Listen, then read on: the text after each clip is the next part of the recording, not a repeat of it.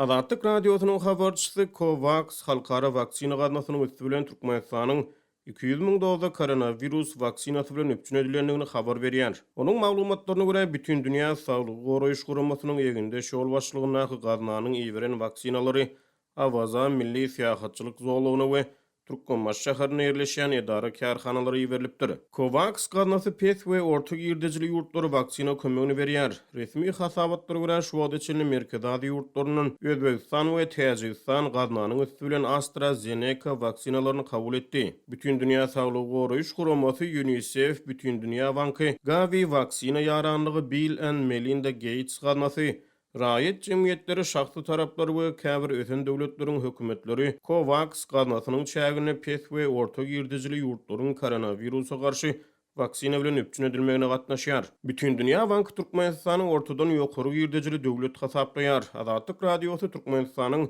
200 000 doza vaksina bilen öpçün edilmegi barada COVAX'yň media wekillerinden kommentariýa alyp bilmedi. Galyberse bu maglumat boýunça Türkmenistanyň Saglygy saklaýyş we Derman Senagat ministrliginden kommentariýa almak finansyýy netije bermedi. Habarçynyň maglumatlaryna görä Awaza milli syýahatçylyk zoglugynyň obatdaky syýahatçylyk mögüsüne görülýän taýýarlyklaryň çägine mehmanhany işgärleri öz hasabyna AstraZeneca sanjymyny kabul etdi. Mehmanhany işgärleriniň arasynda geçirilen sanjymy işler üçin we mehmanhanalaryň awatlyş işler üçin olardan adam maşyna 200 000 manat meşberine pul ýygnalypdyr. Golaýda hökümetçi Orient neşri türkmen mediasyna salgylanyp Orsiýetde öndürilen Sputnik V, Epivac, Corona, Hataýda öndürilen CoronaVac şeýle-de İngiliz Şwed kompaniýasynyň öndüren AstraZeneca sanjymlarynyň Türkmenistana getirilendigini habar berdi. 2021-nji ýylyň fevralyna COVAX halkara vaksina gadnasy arkaly İlkinci bolup Gana döwleti 600 000 doza Oxford AstraZeneca vaksinasyny kabul etdi. Mart aýynda Moldova we Bosniýa ýaly Ýewropa ýurtlary halkara vaksina gadnasynyň üstü bilen 14 000 doza vaksina kabul etdi. Türkmenistan 2021-nji ýylyň ýanwaryna Merkez Aziýada ilkinci bolup Russiýada öndürilen Sputnik V COVID-19 sanjymyny hasaba aldy. Ýanwaryň aýagyna çenli Epivac Corona Rus vaksinasy hem ýurtda belli alındy.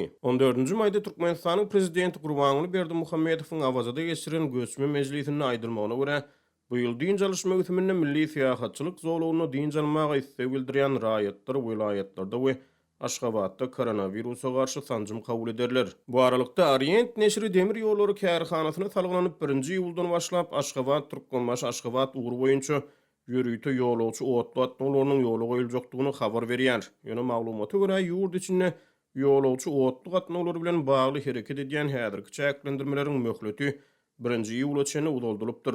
Häzirki wagtda Aşgabat, Mara, Türkmenawat we Daşowut ugrlary boýunça ýolagçy otlatmalary böleklerinde keldildi. Azatlyk radiosynyň habarçysy vilayatlary önüktirilen vaksinalaryň Awaza getirilendigini habar berýär. Türkmenistan ýurda getirilen vaksinalaryň möçberi barada anyk sanlary ma'lum etmeýär. Habarçynyň maglumatlaryna görä Türkmenbaşda mehmanhanalaryň işgärleri bilen bir hatarda ýyry zawodlaryň işgärleriniň döwlet taksi sürüjileriniň we portu işgärleriniň tanjym edilmegine garaşlýar. Bir medisina işgäriniň anonim şertlerde Azatlyk radiosynyň habarçysyna gurrun bermegine görä Türkmenbaşda 60 ýaşa ýetmedik ýöneköý raýatlara tölegli, 60 ýaşdan ýokary raýatlara mut tanjym edilmegine garaşlýanlygy barada maglumatlar bar. Türkmenistan şu wagt içinde ýurdun durly künjeklerini, durly gatnaklaryň arasynda koronawirusa garşy bölekleýin tanjym işlerini geçirdi. Hususy taraplar we halkara guramalar bilen bir hatarda Birleşen Ştatlary, Germaniýa, Birleşen Paşalyk, Ýaponiýa, Kanada, Hitaý ýaly ösen ýurtlar galy berse-de, Ýewropa Birleşigi COVAX gadnasynyň çägine özge ýurtlara vaksina kömegini berýär.